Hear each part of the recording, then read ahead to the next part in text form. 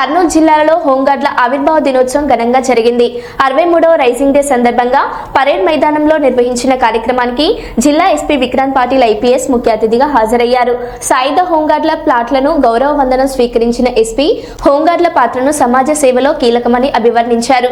పోలీసులతో సమానంగా శాంతి భద్రతల పరిరక్షణలో హోంగార్డులు కీలకంగా పనిచేస్తున్నారని పేర్కొన్నారు. తర్వాత స్పోర్ట్స్ మీట్ లో విజేతలకు బహుమతులు అందజేసి పదవి విరమణ పొందిన 4 హోంగార్డులను సన్మానించారు.